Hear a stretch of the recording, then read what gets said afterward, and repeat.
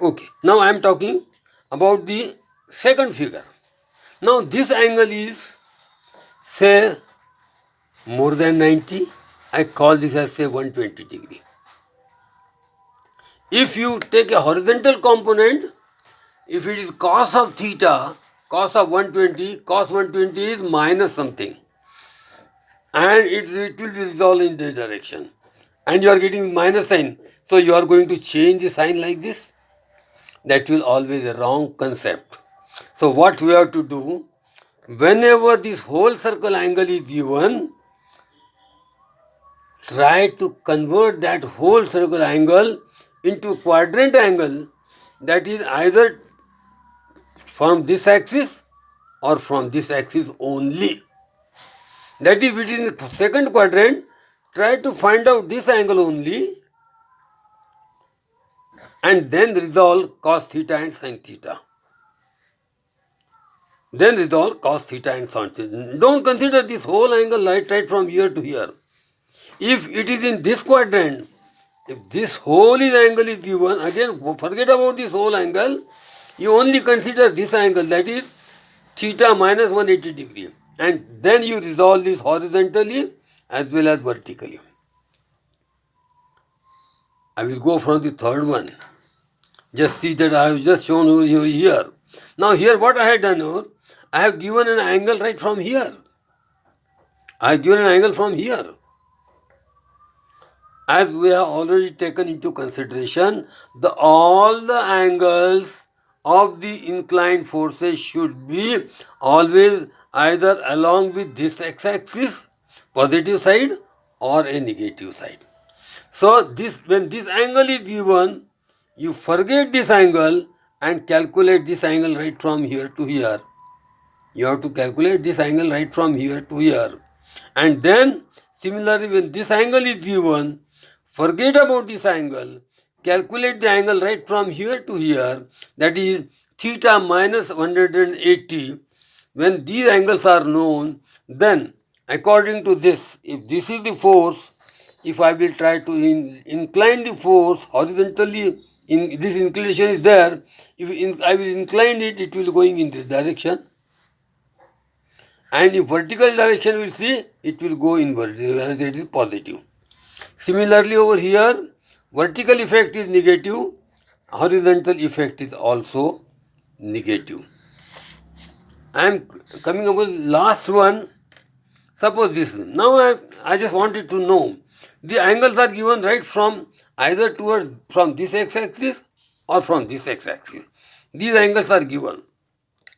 Now, if this is the force which is acting towards this side, okay, then its horizontal component will be, try to rotate this pencil like this, and you will find the arrow will be going in this direction, so it is x positive. And if we find the vertical component, go on the y side, and if it is acting downward, take it as negative. So vertical effect will be negative, while its horizontal effect will be positive. Similarly over here, its vertical effect is negative and its horizontal effect will be also negative, because it is a negative side of this, so it is negative. It is negative. So you keep in mind always that whenever the angles are given to any of the y-axis, try to convert that angle from y-axis to horizontal axis plus axis, x-axis or minus axis. That is for the first quadrant and the second quadrant only. Here, now I just wanted to give one example. So, if number of forces are given, that is first force is of 10 kilonewton,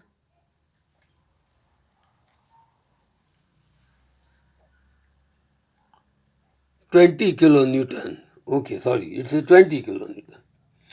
20 kilonewton, 30 kilonewton, 40 kilonewton, 50 kilonewton, so on and so forth. Angles are given. Now just see. When I am talking about the angles, here the angle is given from vertical axis. So try to convert that in from this axis. Here also the angle is given from here to here. Try to come from this axis.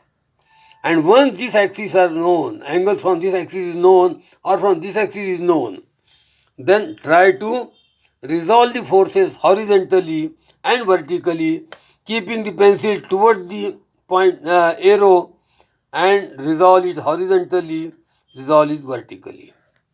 Similarly, when I am talking about this vertical force,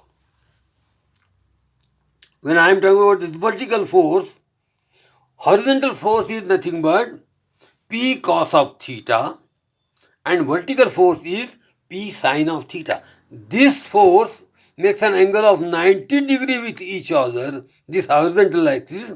So its component in the horizontal direction will be P cos of 90 degree and vertical component will be P sin of 90 degree. You know P cos of 90 degree is 0, means this vertical force doesn't have any effect in the horizontal direction, in any direction.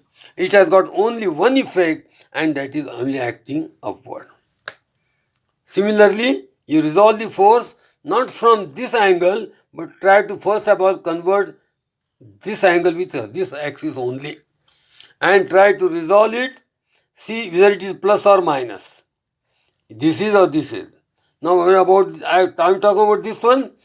This is horizontal effect, this is vertical effect. Similarly, when we talk of this, the force is given like this. So its horizontal effect will be acting minus side mein, and this will be acting upward positive. Once you know, add all the positive, that is cos theta horizontal effect, and find out the final sum of all the horizontal forces. I call this as sigma h. I have added according to the sign whether it is plus or minus, and I am getting final result for sigma h as minus 70.11. Similarly, vertical effect are there. Then we just calculate the vertical effect and it comes out to be 73.77 positive. So I am getting one result as positive and sigma is 17 is minus negative. So H is negative and V is positive. In which quadrant you find the resultant will act? You find that X negative means the forces are, all the summation of the forces are acting in this direction, and Y is positive, so it will be acting in this direction. Definitely you will find the resultant will act in this direction. Once you know the sigma h and sigma v, then resultant can be calculated as sigma h square plus sigma v square is equal to sigma r square. R is equal to under root of this, and you will find the result as resultant is 101.77. We will try to solve this problem, and then we will continue the next part of the forces after solving one problem over here.